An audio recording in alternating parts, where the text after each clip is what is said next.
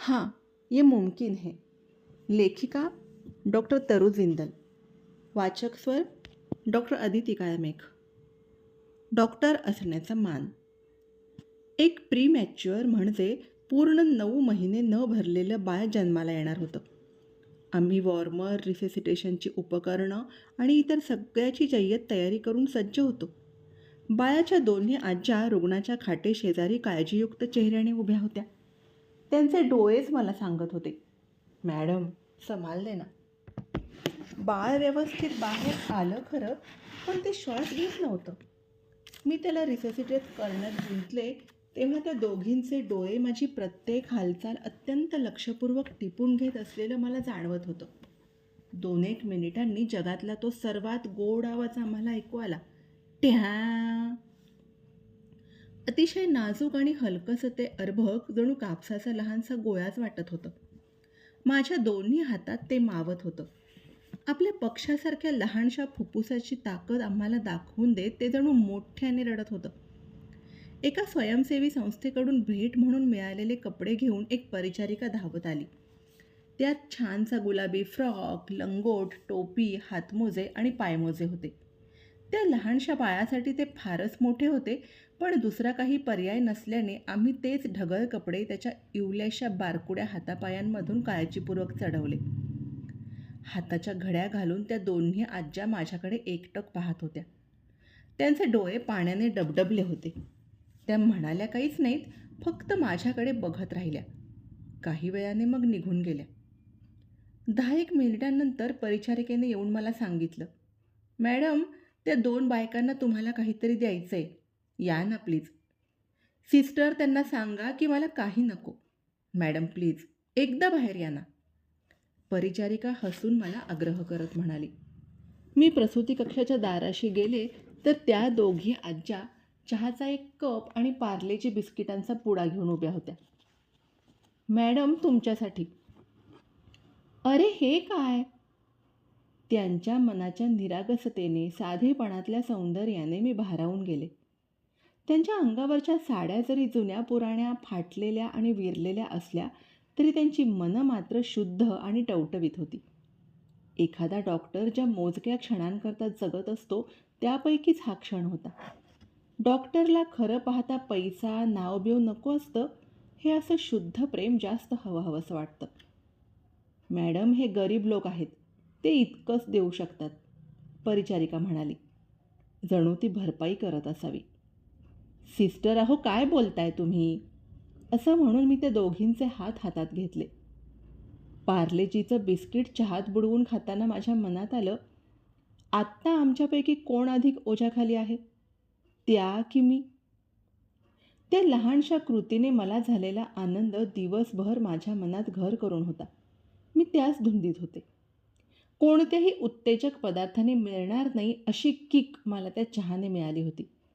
माझ्या नावाच्या आधी डॉक्टर ही सुवर्णाक्षरं मी लावू शकते याबद्दल मला खूपच भाग्यवान वाटत होतं, नशीबवान वाटत होतं.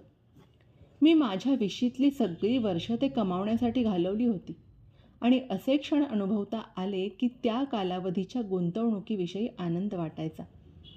घरच्या जवळपास सगळ्या सणांना मी गैरहजर असायचे. जेव्हा सगळं जग नवीन वर्ष, दिवाळी वगैरे साजरं करत असायचं तेव्हा मी एकतर अभ्यासात व्यस्त असायचे, नाहीतर प्रसूती कक्षात असायचे. माझ्या स्वतःच्या लग्नातही मी एखाद्या पाहुण्यासारखी गेले होते. इमर्जन्सी ड्युटी करून झोपाळलेल्या डोळ्यांनी आणि दमून भागून मी लग्नाला गेले आणि नंतरही पुढच्या ड्युटीसाठी हजर झाले. माझ्याकडे स्वतःच्या हनीमून करताही वेळ नव्हता. पण आज मला जो अनुभव आला तसं झालं की वाटतं हे सगळं त्यापेक्षा कितीतरी जास्त मोलाचं आहे. इतकी वर्ष जे कष्ट केले त्यामुळे आज लोकांची माझ्यावर श्रद्धा आहे, ते त्यांचा जीव माझ्यावर सोपवू शकतात. ही किती मोठी गोष्ट होती. एक विशेषाधिकार होता. त्यातही आणखी एक बोनस असायचा. तो म्हणजे बदल घडवण्यासाठी काही मला वाकडी वाट करून जावं लागायचं नाही की पर्वत हलवावे लागायचे नाहीत. समाजाला द्यायचं योगदान हे माझ्या डॉक्टर म्हणून असलेल्या कामाचाच एक भाग होतं. माझी कौशल्य वापरून आणि मनापासून काम करून मी लोकांच्या जीवनावर थेट आणि लगेच परिणाम करू शकत होते. हो, मनापासून काम करून. नुसतं काम करण्यापेक्षा ते मनापासून केलं तर लगेच एक वेगळीच पातळी गाठली जाते. रुग्णाच्या केवळ आजाराकडे लक्ष न देता त्यांच्या भावनांचीही कदर करणं किती महत्त्वाचं असतं, त्याची मला आज पुन्हा प्रचिती आली होती. त्यांच्या फक्त शरीरावर उपचार न करता त्यांच्या मनांवरही फुंकर घालणं तितकंच गरजेचं असायचं. पुष्पाने मला हे शिकवलं होतं. निवासी डॉक्टर असतानाचा काळ हा अत्यंत व्यस्त आणि दमवणारा होता माझा. निवासी डॉक्टर्स म्हणून आम्ही दिवसातला जास्तीत जास्त वेळ वॉर्डातच असायचो. तो वॉर्डच जणू आमचं खाणं-पिणं, झोपणं, आमचं सगळं आयुष्यच बनलेलं असायचं. त्यामुळे अर्थातच आम्ही तिथल्या रुग्णांबरोबर बराच वेळ घालवायचो आणि आमच्यात खूप संभाषणं होऊन एक घट्ट नातंच तयार व्हायचं. काही जणांबरोबर ते पुढेही आयुष्यभर टिकायचं. मला या रुग्णांकडून भरभरून प्रेम मिळालं. त्या अत्यंत धावपळीच्या, थकवणाऱ्या काळात या जिव्हाळ्यामुळे ओलावा मिळाला. कधी मी अतीव थकव्याने माझ्या फायलींच्या ढिगावर कोसळले तेव्हा कोणीतरी मला ब्लँकेट घातलं, तर कधी फेरी घेत असताना कोणीतरी पोळी भाजीचा रोल खिलवला. हे क्षण खरोखर अमूल्य होते. माझ्या निवासी डॉक्टर असतानाच्या काळातल्या माझ्या सगळ्यात छान आठवणी आहेत त्या. प्रसूती तज्ज्ञ म्हणून निवासी डॉक्टर असताना पहिल्या वर्षी आमच्याकडे पुष्पा नावाची एक सुंदर 40शीची बाई रुग्ण म्हणून दाखल झाली. ती HIV पॉझिटिव्ह होती आणि तिला गर्भमुखाचा कर्करोग झाला होता. दर आठवड्याला तिला केमोथेरपी द्यायचं काम माझ्याकडे होतं. पुष्पा कृष्णभक्त असल्याने तिने मला पहिल्या किमोच्या सायकलनंतर भगवद्गीतेची एक प्रत भेट म्हणून दिली होती. जसजसे आठवडे जात होते तसं तशी तिची प्रकृती माझ्या डोळ्यांदेखत फारच वेगाने खालावत चालली होती. किमोची 5वी सायकल होईपर्यंत तिची अगदी हाडं उरली होती. तिच्या पाठीवर आणि पार्श्वभागावर जखमा झाल्या होत्या. त्यामुळे तिला नीट झोपताही येत नव्हतं. तिच्या तोंडात आणि अन्ननलिकेत सर्वत्र अल्सर पसरल्याने तिला गिळायलाही त्रास होत होता. रक्तातल्या पांढऱ्या आणि इतर पेशी भराभर कमी होत चालल्या होत्या. HIV आणि कर्करोग अशा दुहेरी विळख्यात तिचा पार सांगाडा झाला होता. मला ती रात्र अजूनही स्पष्ट आठवते. मला प्रचंड काम होतं. रुग्णांच्या फाईल्स भरून पूर्ण करायच्या होत्या, रक्ताचे नमुने गोळा करून ठेवायचे होते, दुसऱ्या दिवशीच्या शस्त्रक्रियेच्या रुग्णांना तयार ठेवायचं होतं. मी रक्ताच्या चाचणीसाठी पुष्पाचं रक्त घ्यायला तिच्या पलंगापाशी धावतच गेले. माझ्याकडच्या सुया, सिरिंज आणि तिच्या हातावरच्या शिरा यामध्ये मी इतकी बुडालेली होते की मी तिच्या चेहऱ्याकडे बघायलाही विसरून गेले.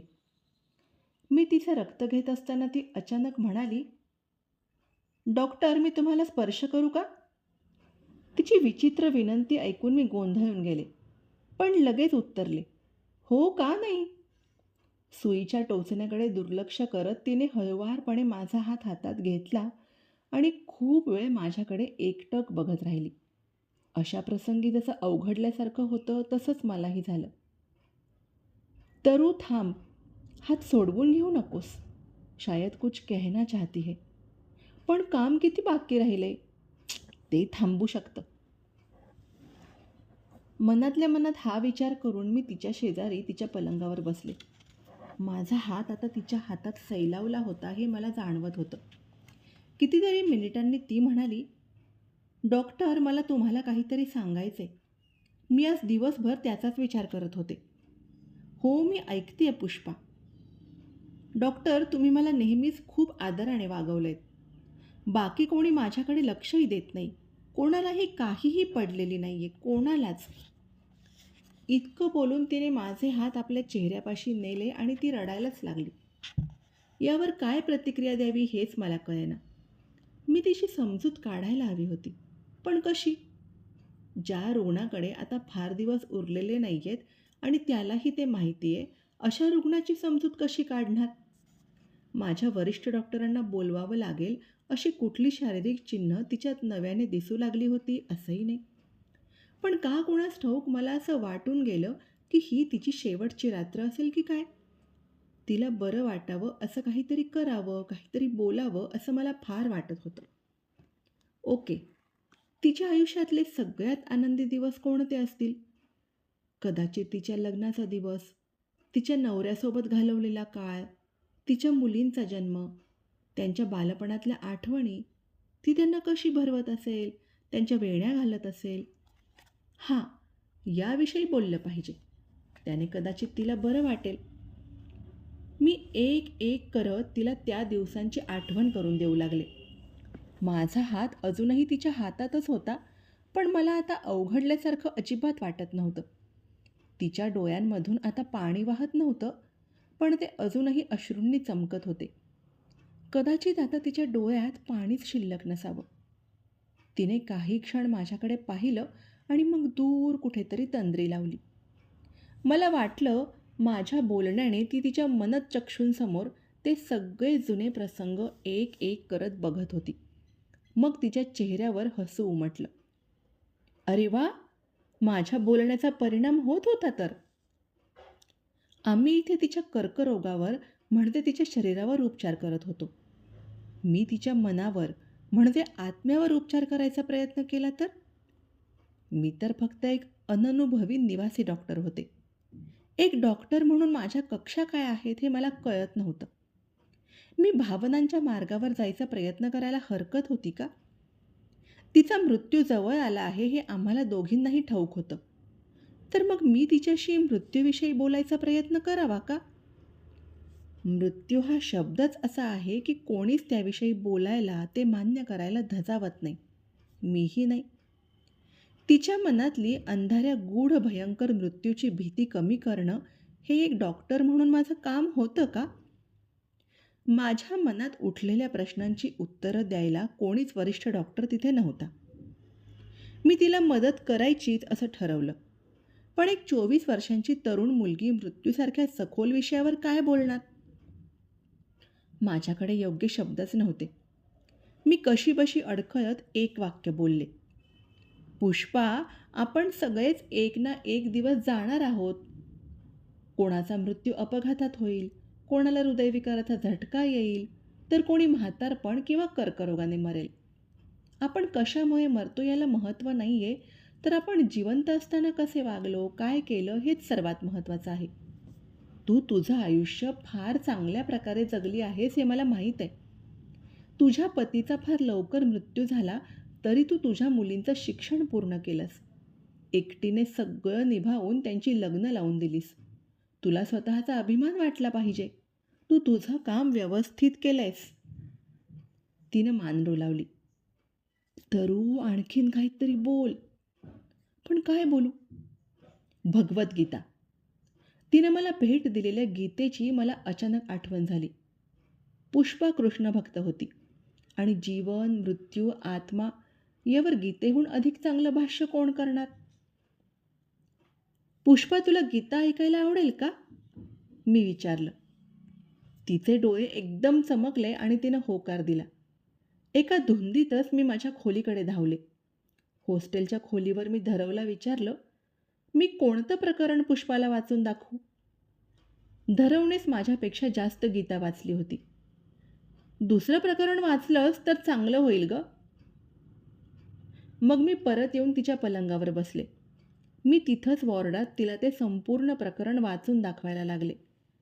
एक एक वाक्य मनात पूर्ण झिरपू देत मी सावकाश वाचत होते. पण मला जरा अवघडल्यासारखं वाटू लागलं होतं. तरू, काय नाटक चालवलेस? नाही नाही, तिच्यासाठी हे महत्त्वाचं आहे. माझ्या मनातल्या टीकाकाराला गप्प करून मी पुढे वाचणं चालू ठेवलं. मी मोठ्याने वाचत असताना इतर रुग्णही हळूहळू आमच्या भोवती गोळा होत आहेत असं मला डोळ्यांच्या कोपऱ्यातून दिसलं. काही जण शेजारच्या पलंगांवर बसले, काही उभेच राहिले. वॉर्डातल्या आमच्या कोपऱ्यात काय गोंधळ चाललाय हे दूरवर टेबलाशी बसलेल्या परिचारिका उठून बघू लागल्या. माझ्याकडे त्या प्रश्नार्थक चेहऱ्याने पाहू लागल्या. मी त्यांना काही नाही, आमचं चालू देत असं खुणेनेच सांगितलं. लवकरच पुष्पाच्या आणि माझ्या भोवती गीता ऐकणाऱ्या रुग्णांचं एक कडस तयार झालं. आत्मा नश्वर असतो असं जे मानतात ते अज्ञानी आहेत. कारण आत्मा कधीच मरण पावत नाही किंवा त्याला मारताही येत नाही. जसं एखादा मनुष्य जुने कपडे भिरकावून नवे कपडे परिधान करतो, त्याचप्रमाणे आत्मा ही जुनी झिजलेली शरीरं फेकून देतो आणि नवीन शरीरात प्रवेश करतो. प्रत्येक शब्द न शब्द आत शोषून घेत असल्यागत पुष्पा सतत मान डोलावत ऐकत होती. स्त्री रुग्णांच्या वॉर्डात कधी नव्हे ते इतकी शांतता पसरली होती. काही वेळाने ते प्रकरण वाचून झालं. पुष्पावर किंवा इतर रुग्णांवर त्याचा कसा परिणाम झाला हे मला माहीत नव्हतं, पण मला तरी देवत्वाला स्पर्श केल्यासारखंच वाटत होतं. तिचं माहीत नाही, पण माझं मन मात्र नक्कीच शांत झालं होतं. माझं वाचन झाल्यावर बराच वेळ कोणी काही बोललं नाही. आता नक्की काय घडलं आणि त्यावर कशी प्रतिक्रिया द्यायची हे कोणालाच समजत नव्हतं. शेवटी मीच त्या शांततेचा भंग करत पुष्पाला विचारलं, "तू काही खाल्लेस की नाही पुष्पा?" ती इतकी भावनाविवश झाली होती की तिचा आवाज रडवेला झाला होता. कितीतरी वेळा घसा खाकरून मग ती म्हणाली, "नाही डॉक्टर, आता मला या तोंडातल्या अल्सर्समुळे काही खाता येत नाहीये. सकाळपासून एकही घास खाववला नाहीये. तुला आईस्क्रीम खायला आवडेल का?" "हो." पुष्पा इथं यायला लागल्यापासून इतक्या मोठ्याने कधी हो म्हणाली नसेल. मी तिच्यासाठी पिस्ता आईस्क्रीम आणलं. ती इतकी अशक्त झाली होती की उठून बसणं किंवा काहीही हालचाल करणं तिला अशक्य होतं. मी तिच्या पलंगाची डोक्याकडची बाजू वर केली आणि तिची परवानगीही न विचारता तिला भरवू लागले. प्रत्येक घास खाल्ल्यावर ती समाधानाने सुस्कारा सोडत होती. मग मी तिला पुन्हा आडवं झोपवलं आणि तिने डोळे मिटले. मी धावतच वॉर्डातून माझ्या खोलीवर गेले आणि उशीत डोकं खुपसून हुंदके देत रडू लागले. आमच्या दोघींमध्ये आत्ता जे काही घडलं होतं त्याने मी पूर्ण हेलावले होते. मी जर घाईघाईने फक्त तिच्या रक्ताचा नमुना घेऊन निघून आले असते तर या क्षणांना कायमची मुकले असते. तरू रुग्ण म्हणजे काही फक्त त्याचा आजार नव्हे, त्या रुग्णालाही मन असतं आणि फक्त त्याच्या शरीरावर उपचार केले गेले तर ते पुरेसं नसतं. रुग्णालयातल्या त्या कपड्यांमध्येही माणसंच असतात. रुग्णांच्या फायलींच्या माहिती आड त्यांची आयुष्य दडलेली असतात. केवळ रुग्णांच्या आजारांची चिन्ह न तपासता जर मी या गोष्टीकडेही लक्ष दिलं तर दोन्हीकडून कितीतरी देता घेता येऊ शकेल. उपचार तर होतीलच, पण आमच्या या संभाषणांमधून, अशा प्रसंगांमधून मला जे मिळेल ते आयुष्यभर लक्षात राहील, टिकून राहील. प्रेमाच्या शब्दांमधली, आशेचा किरण जागवण्यातली ताकद, संभाषणांमध्ये शिंपडलेला प्रेमाचा ओलावा किती महत्त्वाचा असतो ते मला पटलं होतं. त्यामुळे रुग्णाचा आजार बरा होणार नाही कदाचित, पण त्याला मनातून नक्कीच बरं वाटेल. दुसऱ्या दिवशी सकाळी मी पुष्पाला लिफ्टपर्यंत सोडायला गेले आणि तिने जाताना मला मिठी मारली. मिठी मारताना जरी मला फक्त तिची हाडं जाणवली असली तरी त्या मिठीत एक प्रेमाचा उबदारपणा होता. त्यानंतर शेवटच्या किमोच्या सायकलसाठी ती कधीच परतली नाही. धन्यवाद.